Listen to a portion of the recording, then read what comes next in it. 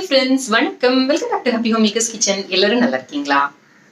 குக்கர்லேயே எப்படி சாதம் வடிக்கிறது அப்படின்னு கீழே கமெண்ட் செக்ஷனில் கேட்டிருந்தாங்க. இப்போ பார்ப்போமா. இதுக்கு நீங்கள் தனியாக சாதம் வடிக்கிற குக்கர்லாம் எதுவும் வாங்க வேண்டாம். இதே குக்கரையும் நீங்கள் யூஸ் பண்ணிக்கலாம். உங்களுக்கு எவ்வளோ அரிசி வேணுமோ அதை அளந்து எடுத்துக்கோங்க. இப்போ இதை நல்லா தண்ணி ஊற்றி களைஞ்சிருக்கலாம். 3 தடவை களைஞ்சி எடுத்திருக்கேன் இந்த அரிசியை.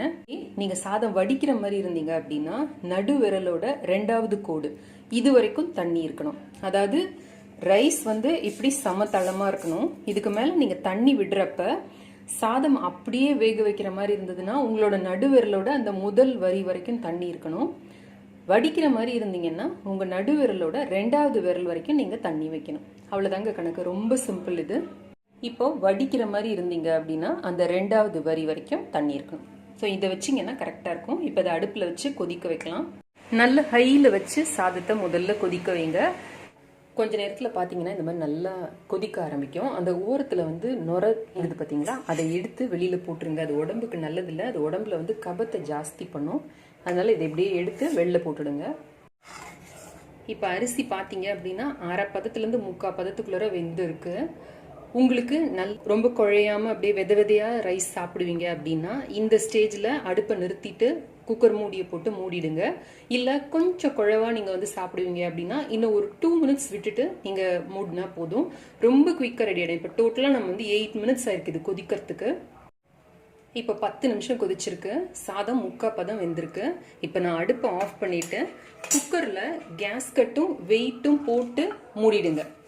இதை இப்படியே விட்டுடுங்க. ஒரு 10 நிமிஷம் கழிச்சு ஓப்பன் பண்ணீங்க அப்படின்னா நல்ல சாதம் வெந்திருக்கும். இப்போ நீங்கள் ட்ரையல் அண்ட் எரரில் அந்த 8 நிமிஷத்துலேருந்து 10 நிமிஷம் வரைக்கும் நீங்கள் பார்த்து கரெக்டாக மூடிட்டீங்க. அப்படி நிறுத்திட்டு அடுப்பை ஆஃப் பண்ணிட்டு மூடிட்டீங்க அப்படின்னா உங்களுக்கு எந்த லெவலில் வேணுமோ அந்த அளவுக்கு நீங்கள் சாதத்தை வேக வச்சு எடுத்துக்கலாம். ஸோ 2 தடவையில் உங்களுக்கு அது பழகிடும். நம்ம ப்ரெஷர் குக்கரில் விசில் விட்டு வைக்கிறத விட இது இன்னும் குயிக்காக முடிஞ்சிடும். நமக்கு ரொம்ப டைம் எடுக்காது. ஸோ உங்களுக்கு கேஸ் ஆகிடுமோன்ட்டு பயப்பட வேண்டாம். கஞ்சியை வடிச்சிட்டு சாப்பிட்றது உடம்புக்கும் நல்லது. நமக்கு வெயிட் போடாமல் இருக்கும். எக்ஸஸ் ஸ்டார்ச்சை ரிமூவ் பண்ணிடுறது. சாதம் வடிக்கிறதுக்கு நிறைய பேர் பயப்படுறதுக்கு முக்கியமான ரீசன் கஞ்சி தண்ணி கையில் கொட்டிடுமோ, அந்த சூட்டோடு பிடிச்சி எப்படி நம்ம வடிக்கிறது அப்படின்னா கவலையே இல்லைங்க. இந்த மாதிரி வடிகட்டிகள் இப்போ பாத்திர கடைகளில் கிடைக்குது. உங்களுக்கு எது வாட்டமாக இருக்குமோ அந்த மாதிரி வாங்கிக்கோங்க. இது கைப்பிடி இருக்கிற வடிகட்டி. இந்த மாதிரி வாங்கிட்டீங்க அப்படின்னா 2 பக்கமும் கைப்பிடி இருக்குது. ப்ளஸ் அடியில் இந்த ஸ்டாண்டோடையும் இருக்குது. நிற்கும் நல்லா ஸ்ட்ராங்காக. அவ்வளோ லேஸில் விழவே விழாது. இந்த மாதிரி மேலே கரெக்டாக ஃபிட் ஆகுற மாதிரி ஒரு பாத்திரத்துக்கு மேலே வச்சுட்டு இதில் அந்த கொட்டிட்டிங்கன்னா போகிறோம். அந்த தண்ணி ஃபுல்லும் கஞ்சி தண்ணி ஃபுல்லும் வடிஞ்சு உங்களுக்கு சாதம் மேலே கிடச்சிடும். இல்லை நீங்கள் இந்த மாதிரி வடிகட்டி வாங்கிக்கிற மாதிரி இருந்ததுன்னா இது கரெக்டாக ஃபிட் ஆகுற மாதிரி ஒரு பாத்திரத்தில் இப்படி வச்சுக்கோங்க. வச்சுட்டு சாதத்தை இப்படி உள்ளே அப்படியே கொட்டிட்டீங்க அப்படின்னா கஞ்சி ஃபுல்லும் கீழே வடிஞ்சு உங்களுக்கு சாதம் கிடைக்கும். ஸோ ரொம்ப ஈஸியாக நம்மளால் வடிகட்டிட முடியும்.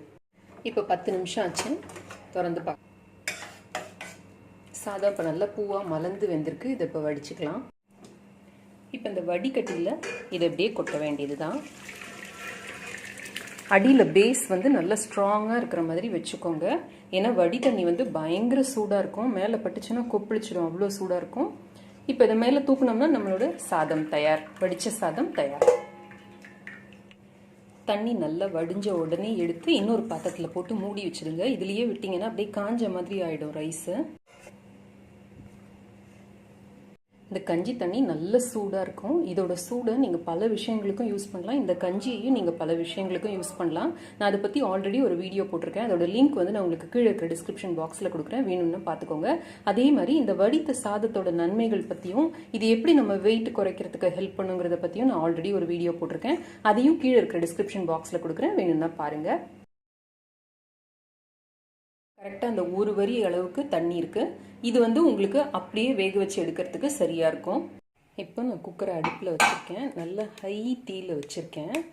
இப்போ கொஞ்ச நேரத்தில் அதே மாதிரி கொதிக்க ஆரம்பிக்குது பாருங்கள். இப்போ இந்த ஓரத்தில் இருக்கிற அந்த நுரையை மாத்திரம் ரிமூவ் பண்ணி போட்டுடலாம். இப்போ இதை நம்ம மூடி போட்டு மூடிக்கலாம். ப்ரெஷர் வந்த உடனே விசில் வைக்கலாம். ப்ரெஷர் வர ஆரம்பிச்சோடனே வெயிட் போட்டுருங்க. அடுப்பு ஹைலியே இருக்கட்டும். இப்போ ஒரு விசில் வந்தோடனே கம்ப்ளீட்டாக சிம்மில் வச்சுருங்க. 3 விசில் வரைக்கும் வெயிட் பண்ணுங்கள். அதுக்கப்புறமா நிறுத்திடுங்க. 4 நிமிஷம் தான் ஆயிருக்கு. இப்போ சத்தம் எல்லாம் அடங்கி சூடெல்லாம் அடங்கியிருக்கு. திறந்து பார்க்கலாம். கரெக்டாக வெந்திருக்கு பாருங்கள், எக்ஸ்ட்ரா தண்ணி எதுவும் இல்லை. இந்த மெத்தட் வந்து பேச்சுலர்ஸ்க்கெல்லாம் ரொம்ப யூஸ்ஃபுல்லாக இருக்கும். ஸோ உதிர உதிர சாதம் உங்களுக்கு கரெக்டாக வெந்து கிடைக்கும், தண்ணி எக்ஸ்ட்ரா எதுவுமே இருக்காது பாருங்கள்.